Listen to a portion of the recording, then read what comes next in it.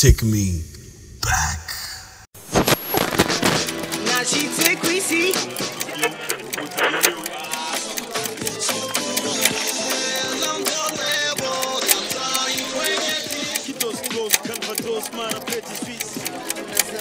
Take me back. Batman just as do cobra, mate category aba ploga, fresh e jonari soba nyutu soda ai, chebo me dan na chenangura kuvuga ndikumana mami wanje wamese jewe nawe turivaino amavenzo bayangana aibo.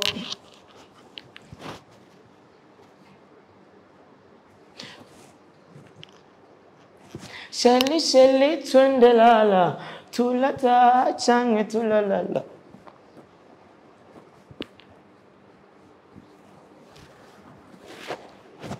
Aya, aibo.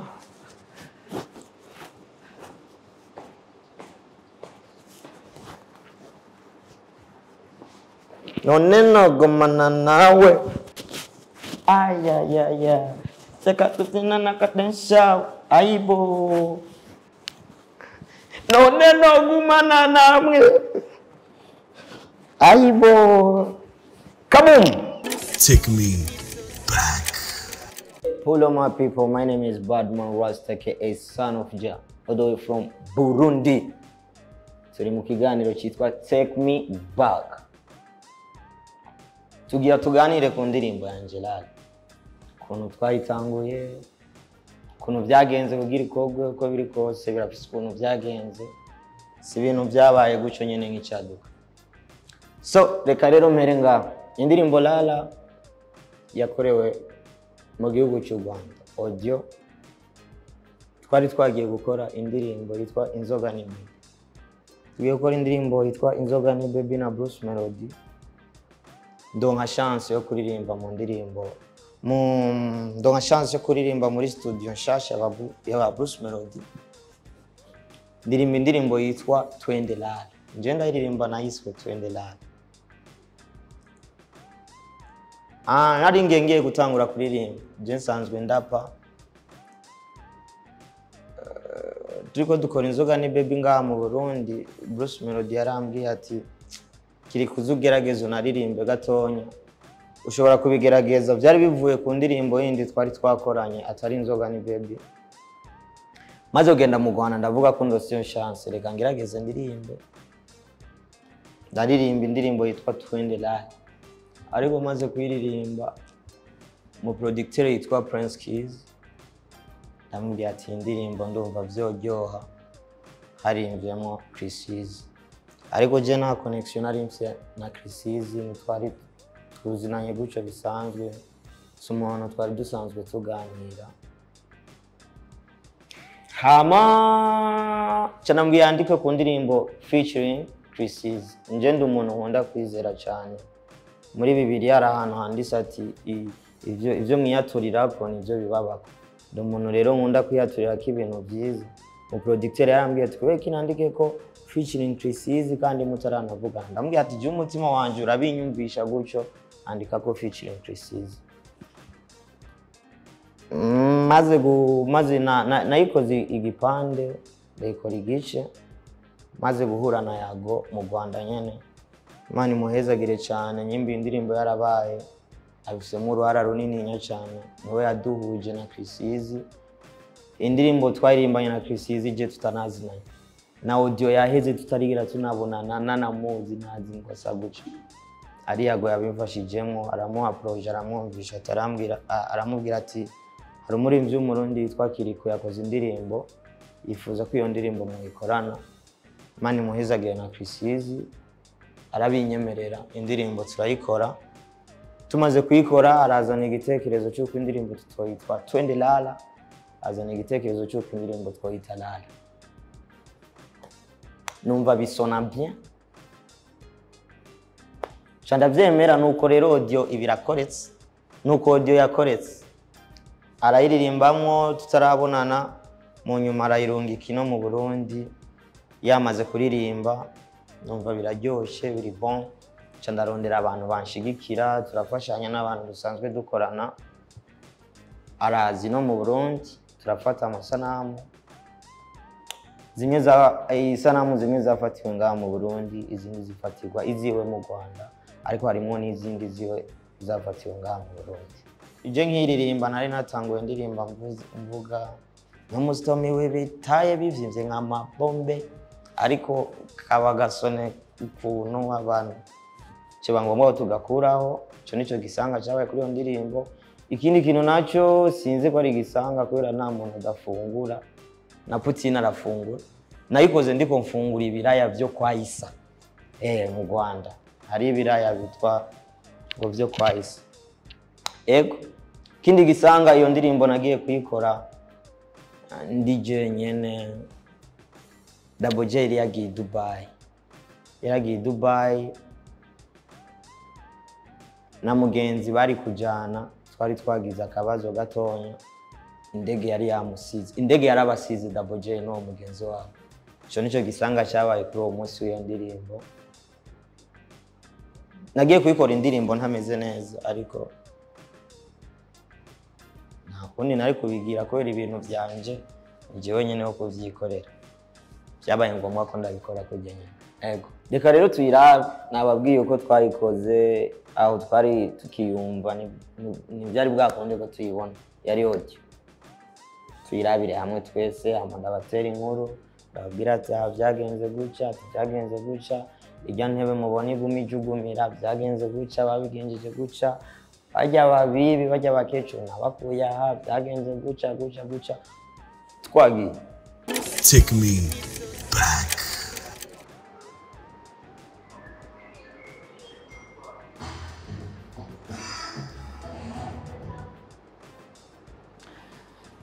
Reka rero mere ngaha mu kubasigurira ikintu nibuka ngaha. Aha n'ahantu bari bashikiye, n'ahantu bari bashikiye, niho twakoreye audio, niho twayerahereje audio.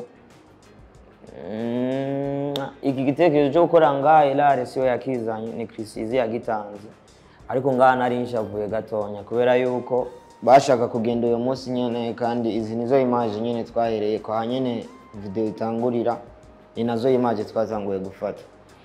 Ikindi kintu naco imbombo yanje yari yatevye, nagumye ndabazubaza mpaka barashavura. Nje narindindiriye imbombo yanje, kandi nabo bariko birukana umwana, ariko nagumye ndabaryosha mpaka imbombo irashikira, turabikora.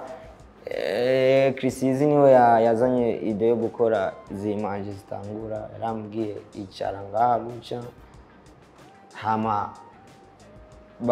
baraza kumera nk'abanyeganza intebe. Sinari nzi ngo bizogenda gute, sinari nzi ngo azobikora gute, bica bivamo uko nyene mubona byavuyemo, nanje niko nabibona. Je meruka nicaye kuri iyo ntebe kandi itariki iranyiganga nk'uko yanyiganga. Ego aha nuko byagenze.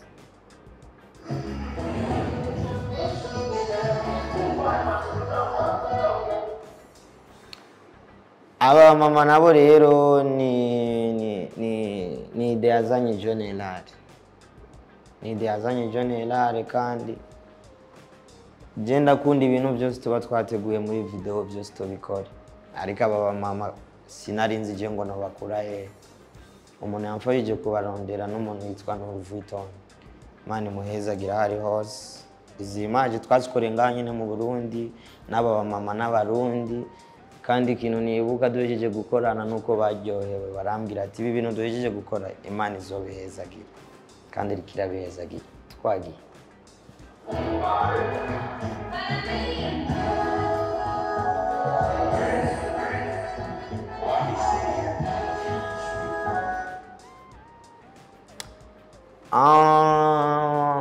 Andi bukiki byagenze gute? Aba n'abarundi twashase gukoresha aba bandi je sinarinzi ko ari n'abarundi, aba bambaye utuntu tw'ikigwa ni designer. Je narinzi ko yashase kwerekana abanuze nyabo Rwanda n'abantuze nyabo Burundi, ariko bose ngo n'abarundi. Bazi cyo ko ari kibazo cya Lala cyane. ariko nabona bisa neza kandi sanzwe nkunda igihugu canje byari mu bara ry'igihugu byari byiza ariko iyi ide ni ya Lala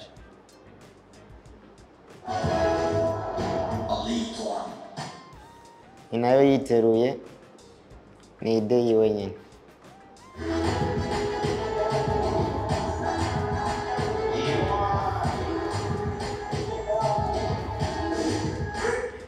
inyuma y'ibyo byose umuntu yanyambise ni K-Mas Imana imuhezagiye sinzi ko yanyambise neza cyangwa yanyambise ibara ariko Imana imuhezagiye Mugeza ni kiongozi aibo izi image nazo twazikoreye ngaha nyene mu Burundi nizi mpuzu nkuko nabivuze ni K-Mas yazimpaye naho ikintu cyagoranye n'umwanya twariko twiruka n'izuba kandi izuba tutorisiga twariko twiruka n'izuba kubera yuko twabona tuhakoreye hari izuba biza gusa neza kandi ikindi nacyo kuri izi image kwisizi yari karihuta cyane yari karihuta kandi cyane urumva twazikoze mu gihuti twazikoze kuri pressure cyane ntitwari tuzi ko na video iza guhera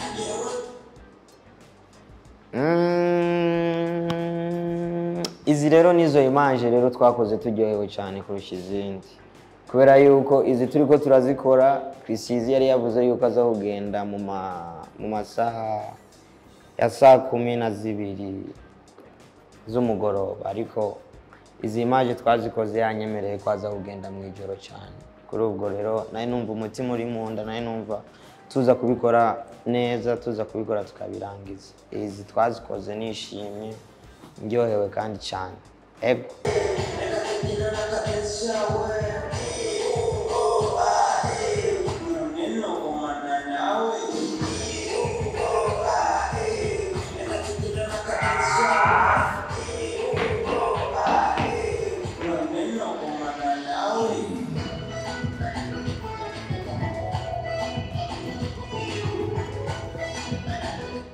nuko rero byagenze mwakoze kudukurikirana mugire like mugire comment ko mwavyumvishije mugire na partage iki kiganiro kigere kure cyane ni kiganiro gishasha cha Kaboss cyitwa Take Me Back.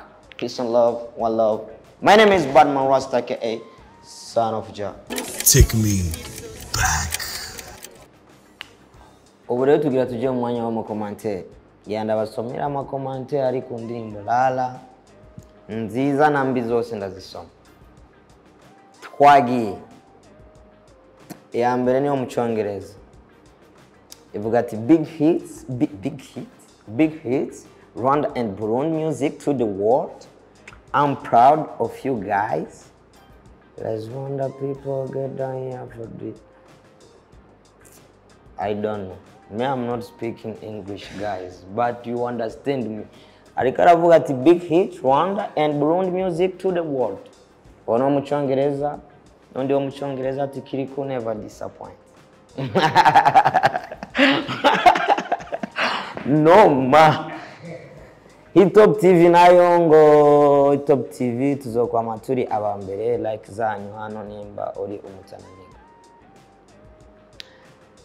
Arundi yanditse Cyongereza byoca bigorana cyane kugisigura nga ariko nyinshi nizi Cyongereza kandi nanje nkunda Kirundi cyane kurusha Cyongereza. Ari wanditse hit song Ingabire Alice yandika another banger. Benimana Dondeste good job brother indirimbo nziza sana. Fresh TV yandika hit of the hit. Isaac nawe yandika another banger from Akili. DJP, Big Hit Music, Rwanda, Burundi, let's go. Kelly and Karil, this is hit. Nivyo, chichongereza nicho. Starboy nawe yandika ati hit song.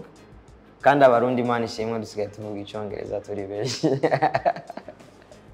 Starboy nawe yandika ati hit song for everybody. Isi nzima kubabibonye nkanje like hano ama dukomeze ama partage ino song. Buja harahi. Hasani Mutoni nawe yandika Kirikou never disappoint.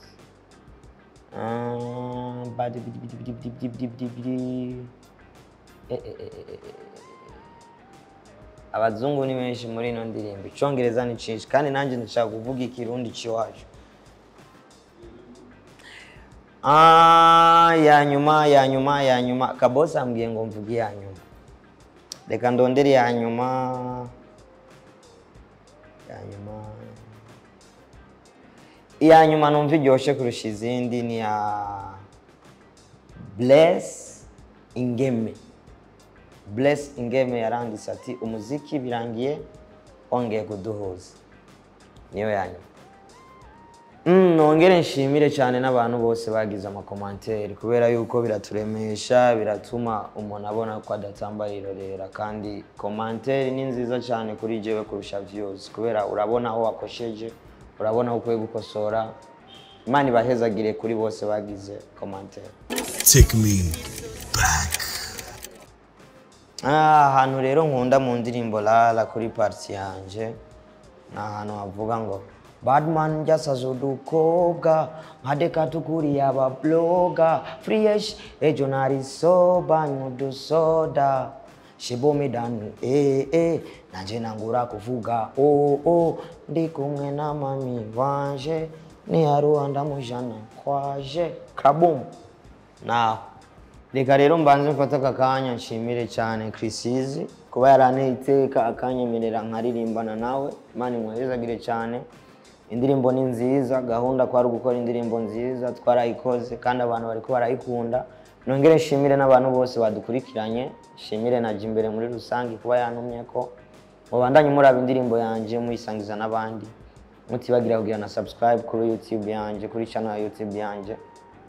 Imana ibahezagire cyane. One love. Take me